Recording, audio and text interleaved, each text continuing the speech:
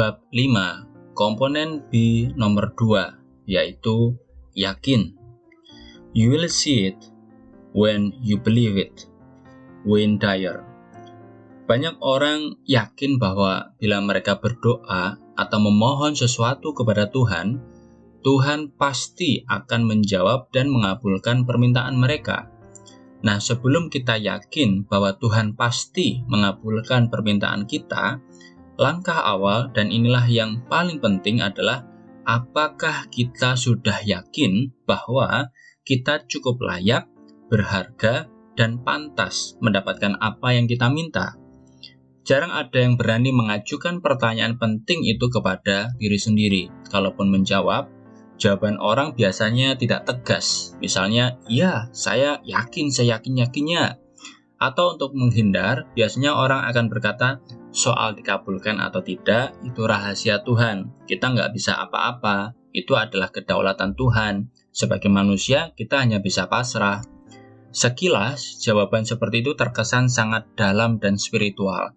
Namun, jika kita berani jujur, jawaban tersebut sebenarnya bukan berasal dari kesadaran diri, tetapi lebih karena kita takut bahwa doa kita tidak terkabulkan.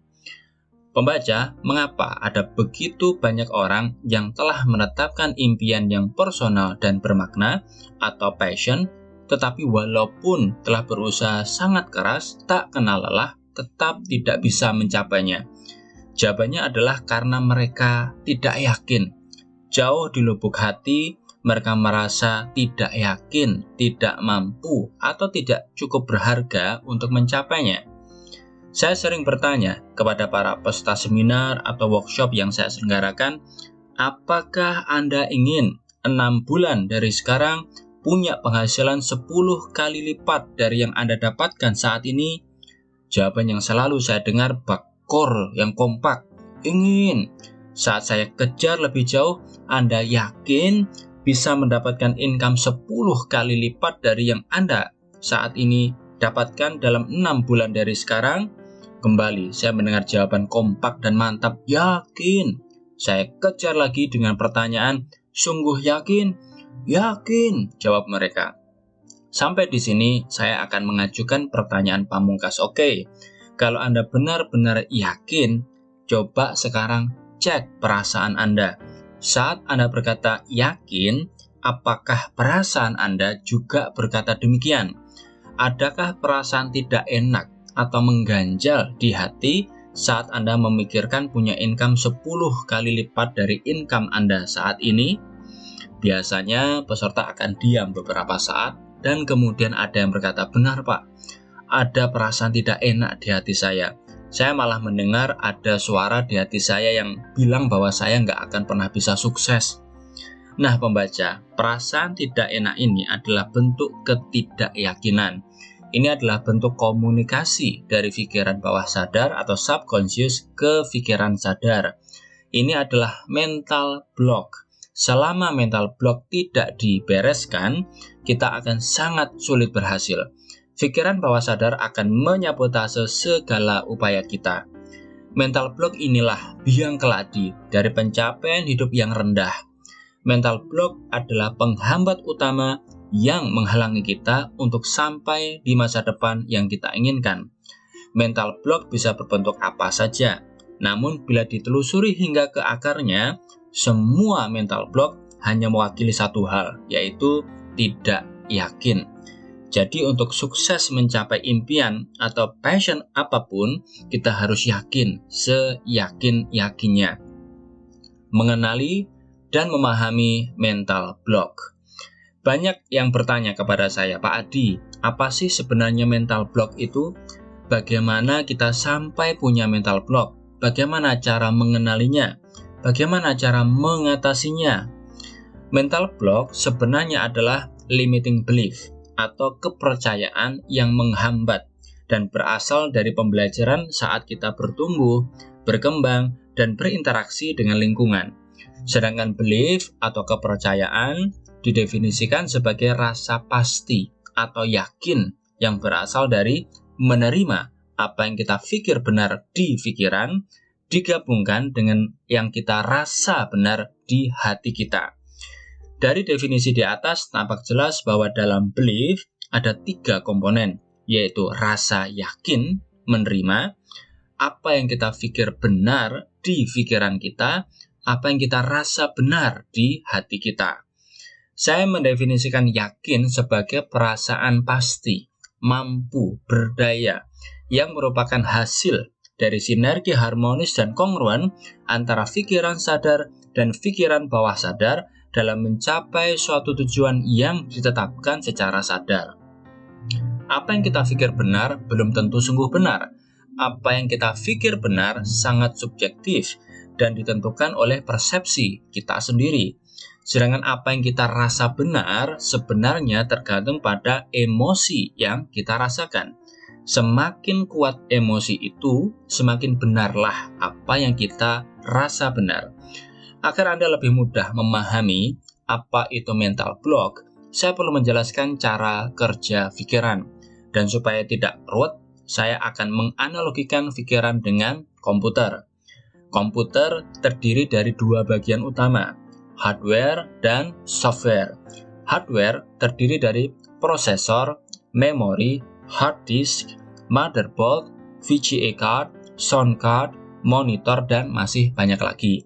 Sedangkan software terdiri dari 3 komponen. Ada yang kita sebut BIOS, sistem operasi atau OS, dan software aplikasi. BIOS sudah terinstall oleh pabrik. Kalau tidak ada BIOS, kita tidak akan bisa menginstal OS dan software aplikasi. Nah, kinerja komputer kita sepenuhnya tergantung pada kualitas hardware dan software. Anggaplah hardware kita benar-benar canggih, maka kinerja komputer selanjutnya tergantung pada OS dan software aplikasi yang diinstal. Misalnya, jika kita menginstal OS Windows XP Pro, tentu kinerja dan fasilitasnya berbeda dengan OS Windows Vista. Begitu pula kemampuan software aplikasi Microsoft Office 2003 tentu berbeda dengan Microsoft Office 2007. Apakah kinerja komputer hanya ditentukan oleh faktor-faktor di atas? Kalau dilihat sekilas, ya. Namun sesungguhnya ada satu faktor lagi yang sangat menentukan, yaitu apakah ada virus atau tidak. Kalau sampai terkena virus, repot sekali. Komputer bisa menjadi sangat lambat, hang, atau bahkan mati sendiri. Apa yang kita lakukan kalau komputer kita terkena virus? Benar sekali, kita perlu segera menemukan virus yang telah mengopok-opok komputer kita. Kita melakukan scanning di semua hard disk kita, dan begitu ketemu, langsung kita delete. Kalau yang terkena virus adalah software aplikasi, hal ini agak mudah dibereskan.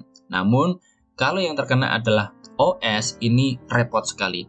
Seringkali kita terpaksa memformat ulang hard disk dan menginstal ulang OS.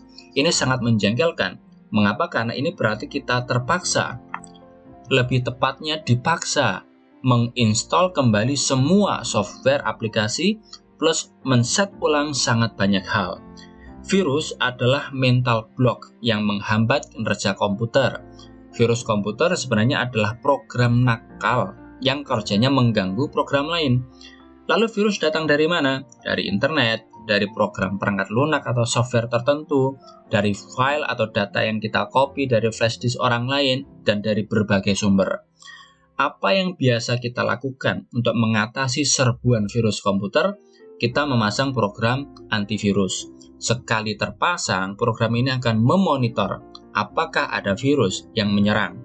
Begitu virus ditemukan, kita akan diberitahu.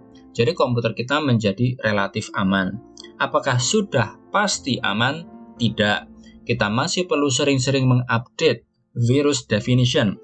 Biasanya ini sudah di-set otomatis. Jadi begitu kita terkoneksi dengan internet, program antivirus akan mendownload secara otomatis definisi virus terkini. Apa yang akan terjadi kalau kita tidak atau lupa mengupdate virus definition? Bisa gawat. Komputer kita bisa terkena oleh virus jenis baru yang tidak dikenal.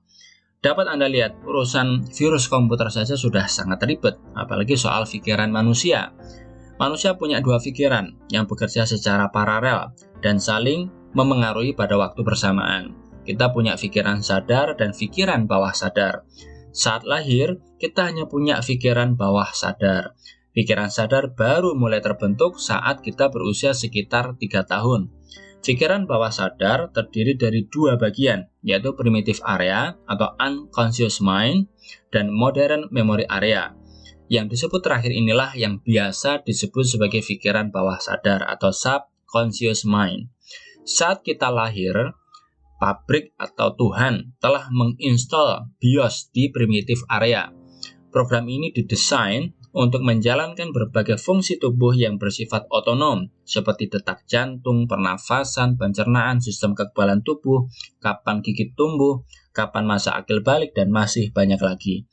Lalu bagaimana dengan modern memory area? Saat kita lahir, modern memory area kita masih kosong seperti halnya hard disk komputer yang belum terisi oleh program atau data. Kapan kita mengisi hard disk pikiran kita ini dan bagaimana caranya? Begitu kita lahir, hard disk kita mulai diisi dengan berbagai program melalui interaksi kita dengan lingkungan. Pengasuh, orang tua, dan lingkungan berperan sebagai programmer yang menginstal OS dan berbagai software aplikasi. Apa yang mereka install inilah yang menentukan kinerja kita saat dewasa. Jika yang diinstal adalah OS dan program yang baik dan canggih, kinerja komputer mental kita juga akan sangat baik. Sebaliknya, kalau OS atau program yang diinstal kurang bagus, banyak bug atau masalah, kinerja komputer mental kita juga akan kurang optimal. Dan kinerja komputer mental berbanding lurus dengan pencapaian hidup. Jadi kalau kinerja komputer mental baik, pencapaian hidup kita juga pasti maksimal. Sekarang Anda bisa melihat hubungan di antara keduanya. Sama seperti komputer, pikiran manusia juga bisa terkena virus. Virus pikiran inilah yang saya sebut mental block. Mental block adalah program pikiran yang tidak mendukung pencapaian hidup kita. Lebih jelasnya begini, yang menjadi OS atau operating system komputer mental kita adalah konsep diri. Semakin baik konsep diri kita, akan semakin hebat kinerja kita. Saat masih kecil, jika konsep diri kita baik, kita akan tumbuh menjadi anak yang percaya diri, serta merasa mampu dan berharga. Orang tua atau guru di sekolah selanjutnya menginstal software aplikasi bahasa dan matematika. Kemampuan dalam 2 bidang ini tergantung pada seberapa canggih program yang diinstal, dan kecanggihan program tergantung pada bagaimana cara kita mengajari si anak dan teknik apa yang diajarkan. Jika seorang anak sangat berhasil di satu aspek, misalnya dalam bahasa Inggris, tetapi lemah di aspek lainnya, katakanlah di bidang matematika, hal ini mengindikasikan bahwa program matematika terkena virus. Ibarat komputer, virus itu menyerang program Excel. Lalu apa yang harus kita lakukan? Temukan virusnya dan delete. Setelah itu kemampuan anak akan langsung meningkat drastis. Bagaimana kalau anak tidak mampu atau lemah di hampir semua bidang studi? Wah, ini berarti yang terkena virus adalah OS-nya. Membereskan masalah ini cukup berat. Saya sering menemukan dan menerapi anak-anak yang mengalami kasus seperti ini. Sungguh kasihan mereka. Contoh di atas adalah kasus pada anak. Hal yang sama juga berlaku bagi orang dewasa. Saya yakin Anda pernah bertemu dengan orang yang hidupnya biasa-biasa saja atau bahkan di bawah standar yang layak. OS orang ini terkena virus. Jadi meskipun telah diinstal berbagai software aplikasi yang canggih, misalnya diberi pengarahan atau pelatihan apa saja, ia akan cenderung sangat sulit berubah dan berkembang. Sebaliknya, ada juga orang yang sangat sukses, kaya, percaya diri, tetapi ternyata susah mendapat jodoh. Kalau demikian kasusnya, secara umum, OS orang ini sangat bagus. Program kaya.exe, sukses.exe, percayadiri.exe, pemimpin.exe, dan program lain di komputer mentalnya bekerja dengan optimal. Hanya program jodoh.exe-nya yang terkena virus. Begitu virus yang mengganggu ini berhasil dibereskan, ia akan bisa menemukan pasangan hidup yang ia dambakan dengan sangat mudah. Atau program jodohnya mungkin sebenarnya tidak apa-apa, tidak terkena virus, tetapi sudah terlalu ketinggalan zaman. Maka yang perlu dilakukan adalah mengupgrade versinya atau menginstal program terbaru. Dengan beberapa contoh di atas, jelas bahwa mental block adalah program-program pikiran yang menghambat pencapaian tujuan kita. Berikut saya berikan beberapa contoh mental block. Anda bisa membaca dan mengecek apakah Anda pernah atau malah sedang mengalami salah satu, salah dua, atau lebih. Takut sukses, takut gagal, tidak berani mencoba hal baru, malas, suka menunda, maju mundur dalam melakukan sesuatu, pelin-pelan, konflik diri atau inner conflict, khawatir, cemas, ragu, harga diri rendah, perasaan tidak mampu, perasaan tidak percaya diri, perasaan tidak berharga, bingung, mudah tersinggung, kebutuhan berlebihan untuk mengontrol orang lain atau situasi, sering membuat keputusan yang salah, malu, perfeksionis, sabotase diri, perasaan tidak enak atau mengganjal di hati, apa gunanya, ini bukan bidang saya, tidak fokus, saya tidak butuh itu bukan jatah saya. Berbagai belief yang menghambat, misalnya orang kaya itu jahat, uang adalah akar dari segala kejahatan, mencari uang itu susah, lebih baik miskin di dunia tetapi kaya di akhirat, orang miskin lebih mudah masuk surga, agama X adalah agama sesat, hidup adalah penderitaan, dan lain-lain. Oke, tetapi bagaimana dalam diri kita bisa muncul begitu banyak mental block? Seperti telah saya jelaskan, mental block adalah virus pikiran, limiting belief atau program pikiran yang menghambat. Program ini terletak di pikiran bawah sadar kita dan masuk melalui suatu proses programming. Pemrograman pikiran, baik yang positif maupun yang negatif, terjadi pada masa tumbuh kembang kita. Mulai dari bayi hingga dewasa, apapun yang terjadi pada diri kita, apapun yang kita alami, interaksi kita dengan lingkungan, proses pendidikan di rumah dan di sekolah, apa yang kita baca, apa yang kita dengar, apa yang kita terima dari orang yang kita anggap lebih senior atau yang kita hormati, semuanya mempengaruhi diri kita. Pikiran sadar kita mulai terbentuk saat kita berusia 3 tahun. Salah satu fungsi pikiran sadar adalah berpikir analitis. Kemampuan yang juga disebut dengan critical factor ini akan semakin kuat dan sangat kuat pada saat kita berusia 13 tahun. Selanjutnya, bila kita ingin mengubah suatu program pikiran yang ada di pikiran bawah sadar, kita akan mendapat hambatan dari critical factor ini. Itulah sebabnya orang sulit berubah. Saat kita masih kecil, orang tua, lingkungan, pengasuh, atau guru di sekolah, entah secara sengaja atau tidak, pasti pernah berkata, "Sudahlah, kamu nggak akan pernah bisa mengerjakan soal matematika ini terlalu sulit untukmu. Dasar anak bodoh, kamu nggak pernah teliti melakukan sesuatu, begitu saja nggak bisa. Terus kamu bisanya apa? Kita memang ditakdirkan jadi orang miskin, orang kaya itu jahat, pasti masuk neraka. Uang adalah akar dari segala kejahatan. Berbahagialah orang yang miskin di hadapan Allah. Jangan melekat pada harta. Kalau harta kita sedikit, kita makin terbebas. Hidup adalah penderitaan. Seekor unta lebih mudah masuk melalui lubang jarum daripada orang kaya masuk surga. Sukses hanya untuk orang pilihan, dan masih banyak lagi. Semua pernyataan itu, suka atau tidak, saat disampaikan oleh figur yang kita anggap punya otoritas, apalagi saat itu kita masih kecil, langsung masuk ke pikiran bawah sadar dan menjadi program pikiran. Bila di kemudian hari ternyata menghambat upaya kita mencapai tujuan tertentu, pada saat itulah program tersebut menjadi mental block. Dan perlu Anda ketahui, menurut sebuah penelitian, 77% dari program yang kita miliki adalah program yang salah, terinfeksi oleh virus pikiran, dan bekerja melawan diri kita, menghambat kita untuk berhasil. Bahkan seringkali dijumpai orang yang memiliki tingkat kesalahan program sampai 90 hingga 95%. Selain itu, menariknya, peran dan pengaruh pikiran bawah sadar terhadap hidup kita sangat besar, yaitu sebesar 88%.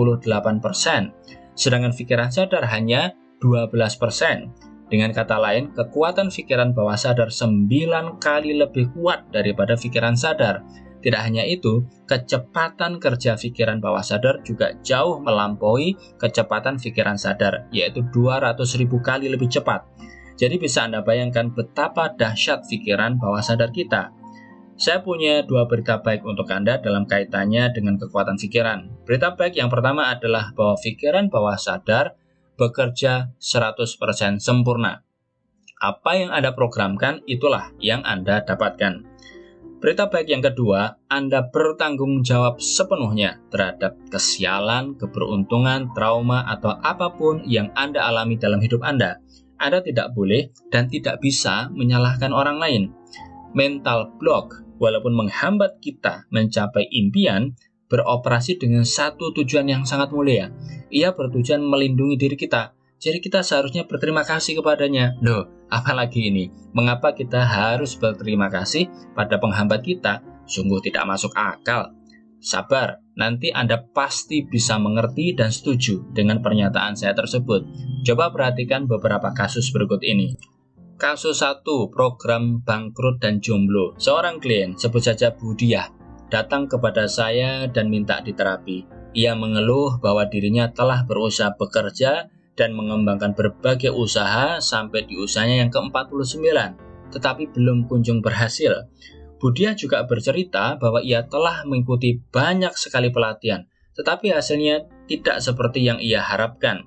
Ia juga telah mendatangi banyak orang pintar, melakukan laku atau ritual tertentu, menyumbang orang miskin, melakukan selamatan, bahkan sampai diruat. Namun lagi-lagi ia belum berhasil juga. Pak, apakah memang takdir saya harus jadi orang miskin dan melarat seumur hidup? Keluh Budia dengan putus asa dan menghela nafas panjang. Pembaca, apa yang sesungguhnya terjadi? Saya lalu membantu Budia mencari tahu apa yang menghambat dirinya, khususnya dalam aspek bisnis dan finansial.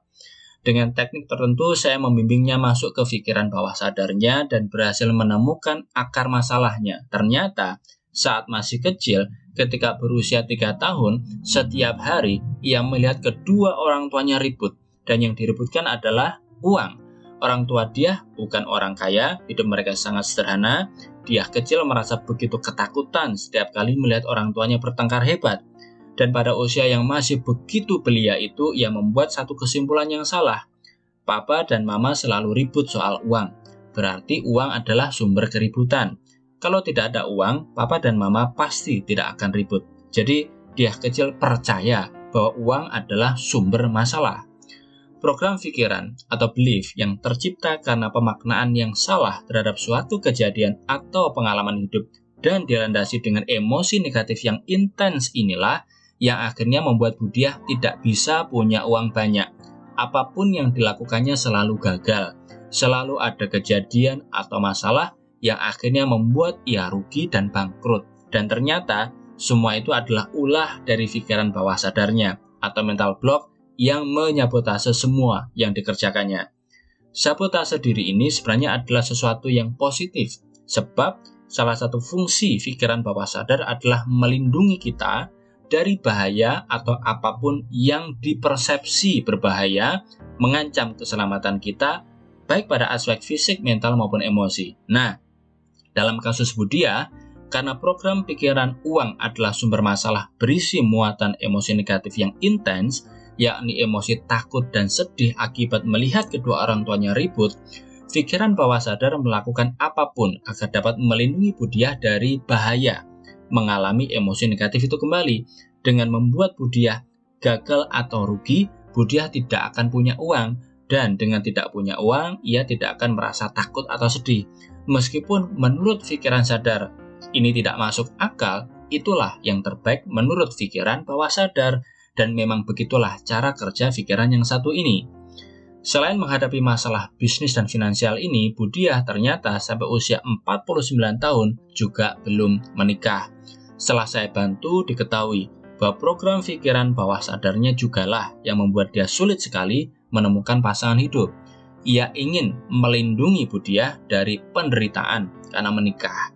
Lagi-lagi ini disebabkan oleh karena orang tuanya dulu ribut setiap hari. Nah, menurut pikiran bawah sadarnya, daripada nanti bertengkar atau ribut dengan pasangannya, Budia lebih baik tidak menikah. Tidak menikah berarti tidak ada pasangan, tidak akan ada keributan, dan karenanya Budia akan bahagia.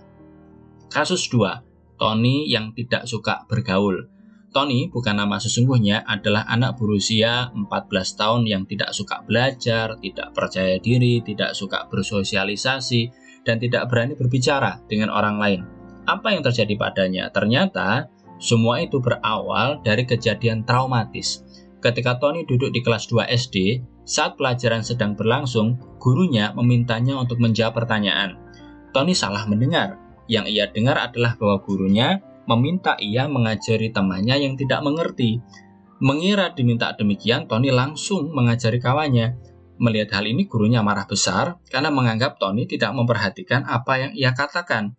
Parahnya lagi, teman-teman sekelas menertawakan Tony. Akibatnya, selain merasa takut karena dimarahi gurunya, Tony juga merasa malu sekali. Mengalami hal yang begitu menyakitkan itu, pikiran bawah sadar Tony langsung memberikan makna bahwa sangatlah riskan berkumpul bersama orang banyak. Tony bisa mendapat malu, ditertawakan oleh orang banyak.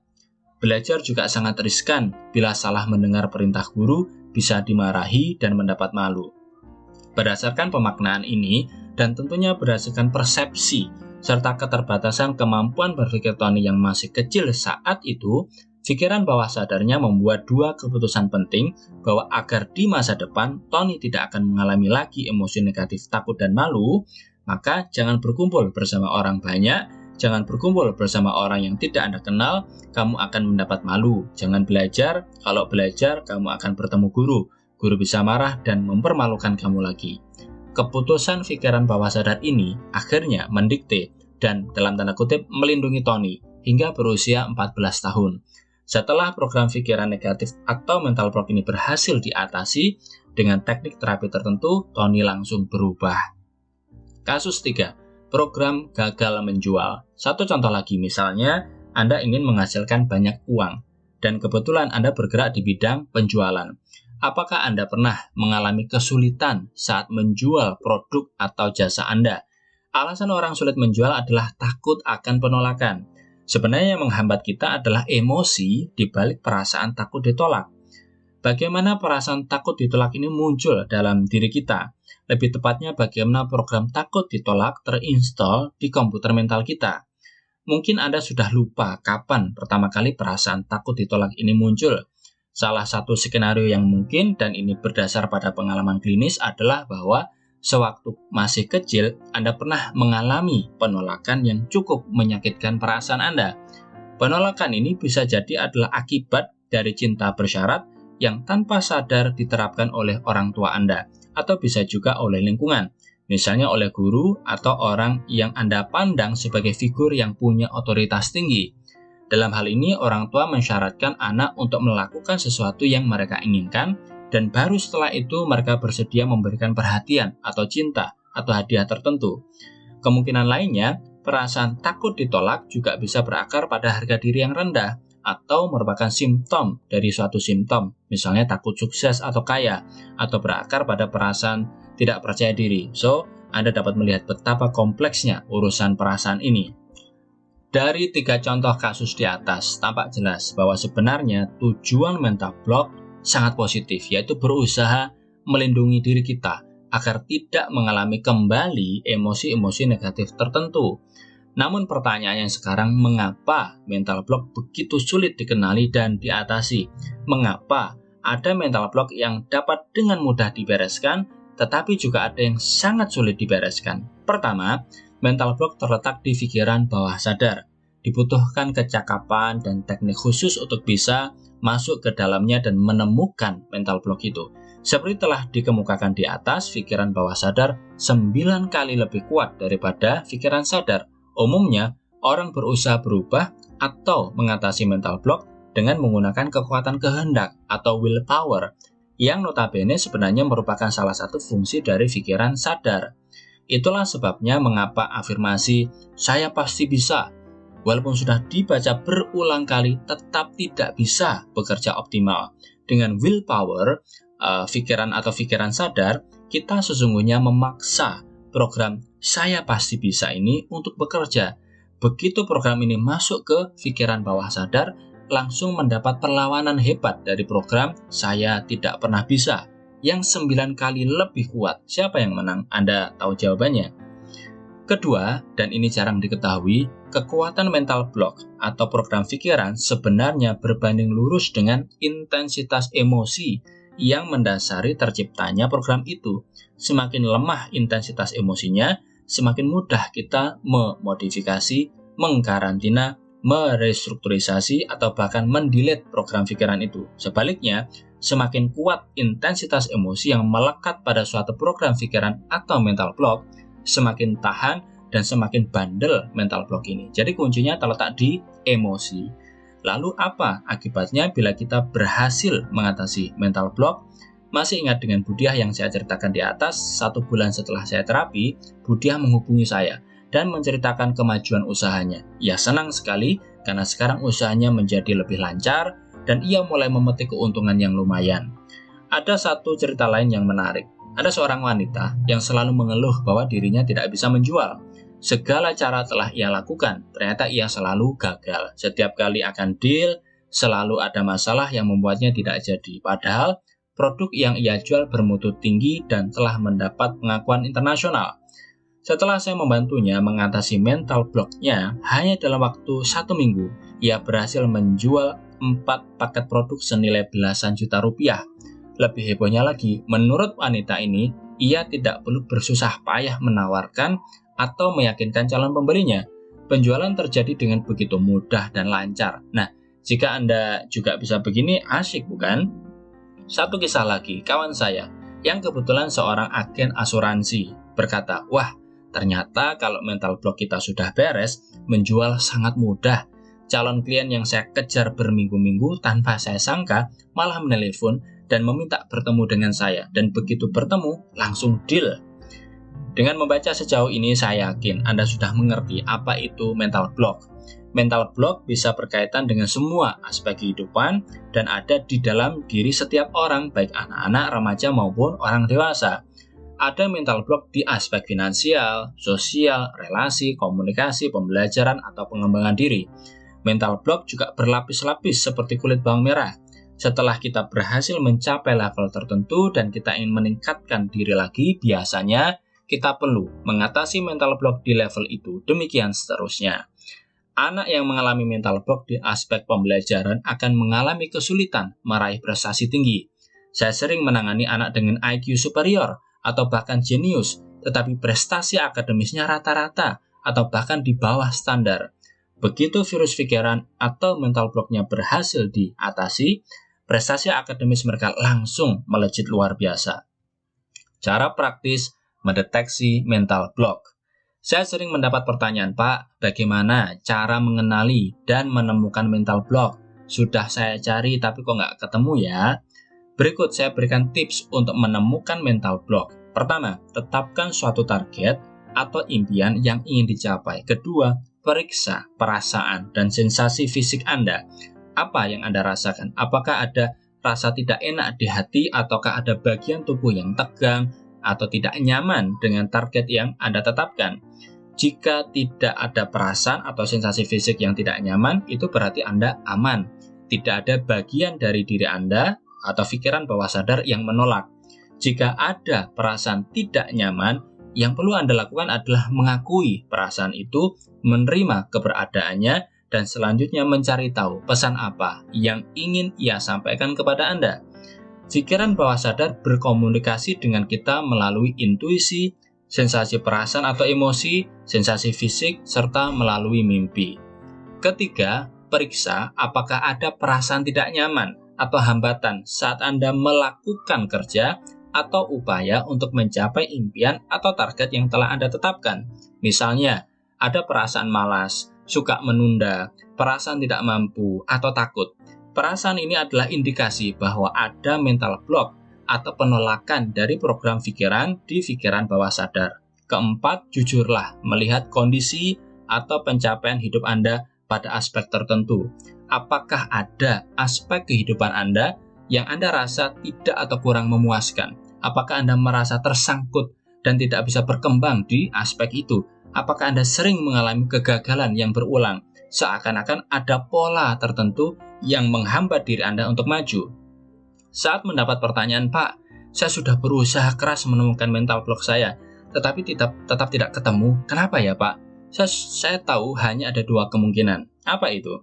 Kemungkinan pertama, orang ini tidak spesifik. Kehidupan terdiri dari banyak aspek.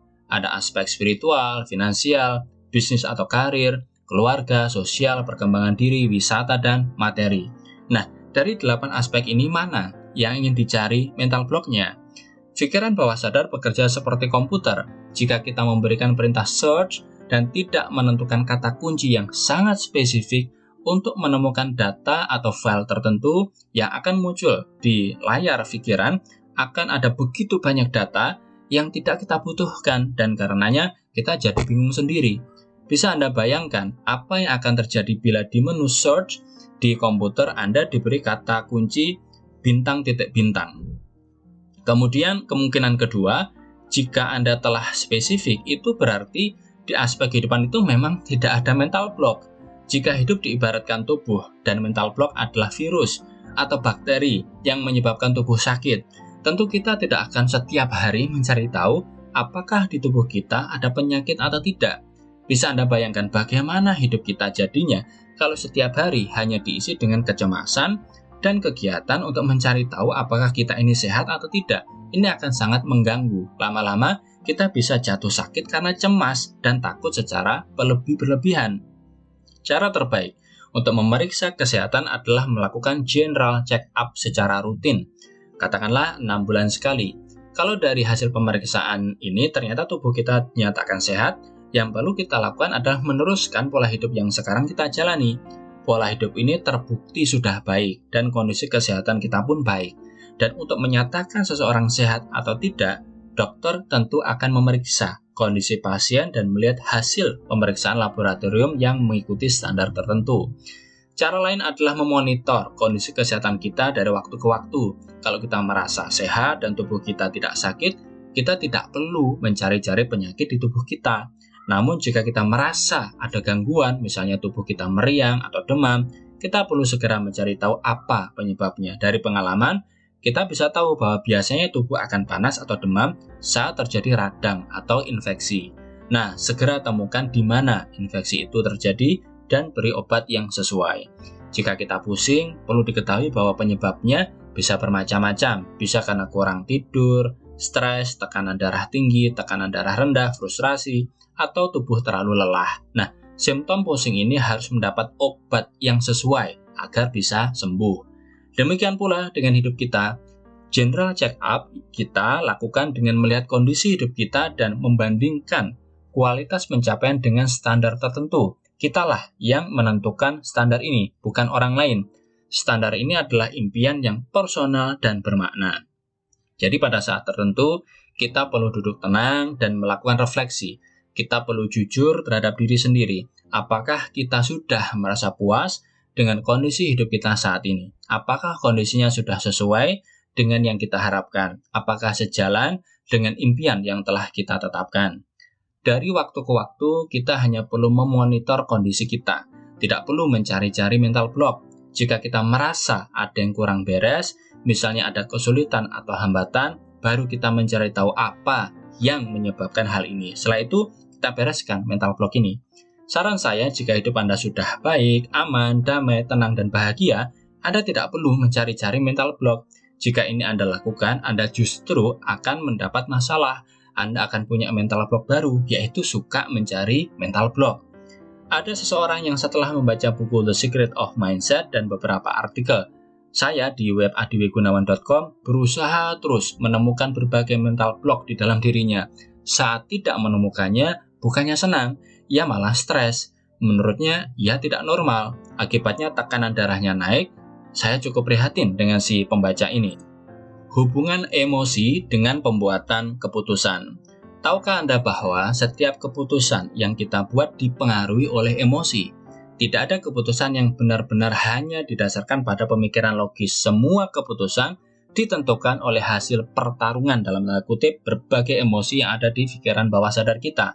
Emosi inilah sang provokator yang sangat lihai dan licik.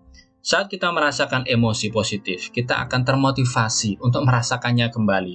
Kita ingin mengulanginya lagi. Kalau bisa, kita ingin terus-menerus merasakannya. Inilah sumber kemelekatan kita. Sebaliknya, emosi negatif sangat kita hindari. Kita benci terhadapnya. Namun semakin kita fokus menghindarinya, kita justru menjadi semakin melekat padanya. Wah, repot dong. Mental block merupakan program pikiran dengan tujuan yang sangat spesifik. yaitu mencegah atau menghindarkan kita dari emosi negatif tertentu. Saat akan membuat keputusan, emosi yang menyenangkan atau positif dan emosi yang menyakitkan atau negatif akan saling beradu otot, saling mempengaruhi, saling menjegal, saling mau menang. Emosi yang lebih kuatlah yang menentukan hasil akhir atau keputusan yang dibuat, pilihan yang kita ambil. Masih bingung? Oke, bayangkan Anda punya timbangan. Katakanlah Anda sangat takut dan jijik dengan kecoa. Intensitas emosi takut dan jijik diukur dengan menggunakan skala 0 sampai 10. Kalau 0, Anda sama sekali tidak takut. Kalau 10, Anda takut sekali. Saya meminta Anda memegang kecoa hidup. Berapakah intensitas perasaan takut Anda? Misalnya 8. Dengan intensitas setinggi ini, Anda pasti tidak akan mau memegang kecoa itu. Apakah Anda mau memegang kecoa jika saya kasih uang 1 juta rupiah? Jawabannya bisa ya, bisa tidak, tergantung pada bagaimana Anda mempersepsi kesenangan yang akan Anda rasakan dengan uang 1 juta rupiah itu. Jika perasaan senang hanya berkisar pada angka 4, Anda pasti tidak mau memegang kecoa. Intensitas perasaan senang belum bisa mengatasi perasaan takut. Bagaimana jika tawaran saya naikkan menjadi 10 juta rupiah? Apakah Anda mau? Sama seperti di atas. Berapa level intensitas perasaan senang Anda bila punya uang 10 juta rupiah? Misalnya 7. Dengan kondisi ini, Anda tetap tidak bersedia memegang kecoa. Bagaimana jika saya kasih 100 juta rupiah? Anda bisa langsung menjawab mau. Mengapa? Karena intensitas perasaan senang atau nikmat yang Anda persepsikan mencapai angka 10, jauh lebih tinggi daripada perasaan takut dan jijik yang berada di angka 8. Demikianlah cara kerja emosi dalam menentukan keputusan yang kita buat. Jadi saat pikiran sadar Anda ingin mencapai suatu impian, tentu keinginan ini didasari oleh suatu perasaan senang, nyaman atau nikmat. Nah, apakah impian ini sejalan dengan program yang ada di pikiran bawah sadar? Jika sejalan, Anda tidak akan mengalami hambatan sama sekali. Jika tidak sejalan, Anda akan mengalami hambatan. Hambatan inilah yang kita sebut sebagai mental block. Ingat, mental block bertujuan melindungi kita agar tidak mengalami emosi negatif. Masih ingat dengan kisah Budiah dan Tony? Di bab sebelumnya saya memberi contoh untuk passion nomor 1, saya adalah orang kaya.